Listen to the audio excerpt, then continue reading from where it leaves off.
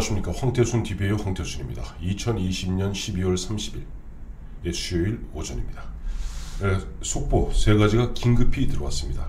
우선 들어온 순서대로 말씀드리면은 전광훈 목사 오늘 서울중앙지법에서 1심 판결이 있었습니다.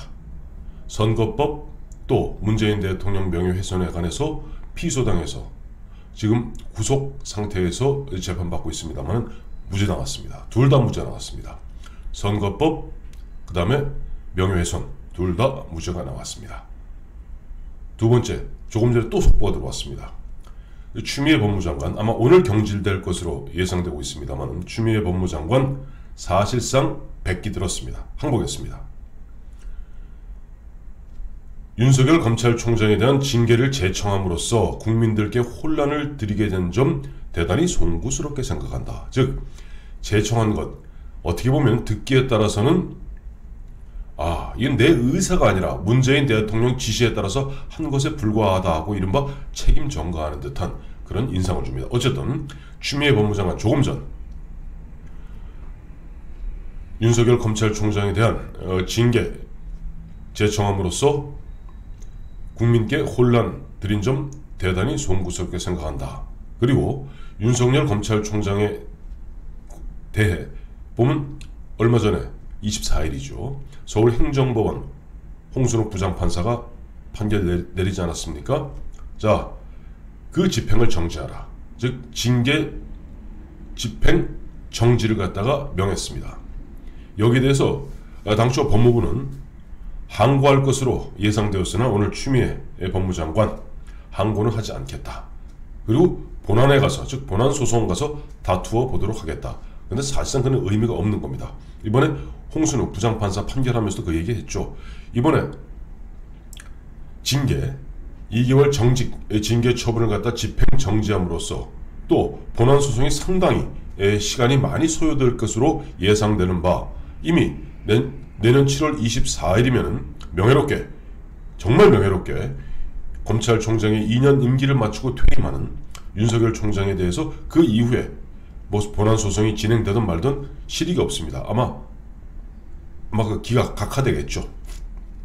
또 세 번째 속보 또 들어왔습니다. 역시 예상대로입니다. 윤석열 검찰총장과 검찰에 대한 미움으로 가득 차 있는 문재인 대통령 이번에 초대 공수처장에 검사 출신의 이건리 후보가 아니라 판사 출신의 김진욱 헌재 선임 연구관을 갖다가 지명했습니다. 아마 내년에 인사청문회가 있겠죠. 그러나 국민의힘 쪽에서는 이 자체 즉 김진욱이 되었던 이건리가 되었던 이 자체가 결국 무효한 것이다 해서 아마 집행 정지 신청을 할 것으로 알려져 있고 또한 보면 이번에 헌법 정신에 위배되게 공수처법을 갖다가 개정한 이 자체 위헌의 요소가 너무나 크다. 즉 야당의 비토권을 갖다가 설정해놓고 그걸 뺀 것은 위헌이다 라고 헌법 소원을 낼 것으로 알려져 있습니다. 이 세 가지 속보가 이제 연거푸 들어오는데 그냥 하나하나 짚어보죠. 전광훈 목사 사실 두 가지입니다. 원래 전광훈 목사 2018년에 선거법 위반으로 집행유예 상태이기 때문에 선거운동을 할 수 없습니다. 근데 이번 4.15 총선 앞두고 자유우파가 이겨야 된다. 또 200석 원 해야 된다. 라고 이야기한 것이 선거법 위반이다. 라고 해서 이 검찰은 윤석열 검찰이 아닙니다. 이성윤 검찰입니다. 이성윤 검찰은 2년을 구형했고 다음에 지난해 조국 사태 때 광화문 집회에서 전광훈 목사가 이야기했죠. 문재인은 공산주의자다. 우리나라를 공산화시키고 있다. 이 이야기한 것을 명예훼손 그래서 6개월 징역 구형을 했습니다. 그러나 오늘 재판부에서는 둘 다 이유 없다 라고 무죄 선고를 한 것입니다. 물론 이제 검찰 입장에서는 바로 항소를 하겠죠. 그러나 그럼에도 불구하고 이미 최근에 보여줬던 조미연 행정법원의 조미연 판사 또 행정법원의 홍순옥 판사 그리고 또 오늘도 이와 같이 전광훈 목사에 대해서 무죄 선고를 내린 거 보면 사법부 김명수 대법원장을 통해서 사법부를 장악하려 했던 문재인 대통령과 문재인 정부 그리고 민주당 정권의 이른바 사법부 장악 기도는 점점점 그 미천을 드러내고 슬슬슬 약발이 빠지는 것 같습니다. 두 번째, 추미애 법무장관. 앞서도 말씀드렸습니다만은 이제 오늘 경질될 것이 거의 확실합니다. 왜? 이제 오늘 보니까 김진욱 씨를 갖다 초대 공수처장에 문재인 대통령이 지명했기 때문에 사실 추미애 장관으로서는 할 거 다 한 거죠. 어제 동부구치소 방문한 것을 끝으로 아마 오늘 문재인 대통령에 의해서 경질될 것으로 보이는데, 저는 추미애 법무장관도 상당히 뒤끝이 있는 여자로 생각합니다. 윤석열 총장에 대해서 흔한 얘기로 끝까지 목리 부린 것은 그건 빼도록 합시다. 문재인 대통령은 사실은 추미애 장관을 갖다 두 차례 물먹인 겁니다. 한 번은 지난번에 국무회의 직후에 보면 청와대로 불러서 사실상 윤석열 검찰총장과 동반퇴진을 요구했습니다만 추미애 법무장관은 굉장히 강력하게 반발한 것으로 알려져 있습니다. 그래서 유야무야 넘어가고, 그 상태에서 문재인 대통령이 실제 윤석열 검찰총장을 자르는데 진두지휘를 하게 되죠. 손수팔을 걷어붙이고. 그런 가운데 12월 16일 검사징계위원회에서 윤석열 검찰총장에 대하여 2개월 정직 처분을 내리고, 그날 바로 청와대에 들고 올라가서 70분간 문재인 대통령과 독대합니다. 아마 추미애 씨 입장에서는 거기에서 뭔가 그동안 수고했어요 주 장관, 국무총리로 가주세요, 내지는 수고했어요 서울시장 후보로 나서주세요, 내지는 주 장관 정말 큰일 했습니다, 주 장관이 앞으로 대선에 큰 꿈을 꾸어보세요, 이런저런 어떤 훈장을 받기를 원했겠죠. 그러나 국민들의 강력한 저항을 직접 목격한 문재인 대통령은 자기한테 그런바 불똥이 튈까봐 추미애를 갖다 자르는, 그래서 바로 그날 70분 독대를 해서 추미애로 하여금 사표를 제출하게 합니다. 그리고 추미애 법무장관은 그 문재인 대통령과 70분 독대 이후에 나와서 페이스북에 올리죠. 산산조각. 그 산산조각은 굉장히 중의적인 그런 의미를 담았던 것입니다. 그래서 추미애 씨 오늘 결국 경질될 것이 확실한데, 경질되기 앞서서 자기도 알리바이를 남겨놓을 필요가 있는 거예요. 내가 1년 동안 망나니 춤을 추었고, 내가 1년 동안 윤석열 못 찍어내서 내가 혈안이 돼 있는 미친 여자로 그렇게 낙인 찍기는 나도 싫다.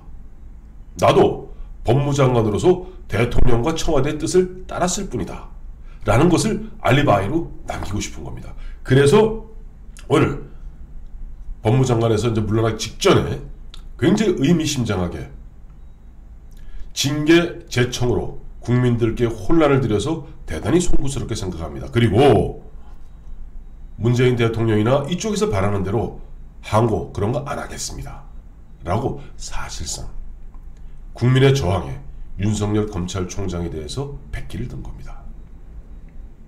세 번째, 김진욱 후보자가 이제 지명자가 되었죠. 정식 후보자가 되었습니다. 이건리, 김진욱 두 사람 올라왔습니다만은, 김진욱 씨는 대구 출신이고 이건리 씨는 전남 한평 출신이었죠. 그래서 지역적으로 보아서는 이건리 씨 쪽도, 근데 이건리 씨는 역시 검사장 출신이다 보니까 검찰에 대한 강한 불신을 갖고 있는 문재인 대통령으로 보아서는 이건리 씨가 아니라, 비록 검사 경험은 없더라도 판사 출신의 또 변호사도 했고 다시 헌법재판소 비서실장을 거쳐서 헌법재판소 선임연구관을 하는 김진욱 전 판사를 이번에 공수처장 후보자로 지명했습니다마는, 공수처장 앞으로 인사청문회를 통해서 정식으로 취임하게 될 경우, 어제도 제가 말씀드렸습니다만 문재인 대통령 원하는 대로 공수처가 움직이지 않을 겁니다. 못 움직입니다. 결국 공수처는 결과적으로 문재인 정부, 막판에 이른 문재인 정부, 또 문재인 정부의 어떤 그런 적폐들을 갖다가 파헤치는, 그래서 그래야만 공수처가 앞으로 계속 살아갈 수 있거든요.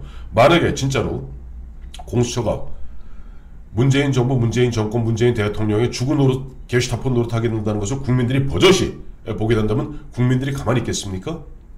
바로 내년 4.7 보궐선거에서, 그리고 내후년 2022년 3월 9일 대선에서 준열하게 심판할 겁니다.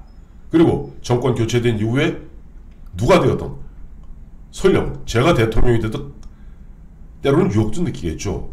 게슈타포. 그러나 그럼에도 불구하고 그와 같은 국민적 저항을 갖다 목도한 다음 정부, 다음 정권은 공수처를 갖다가 없앨 겁니다. 왜?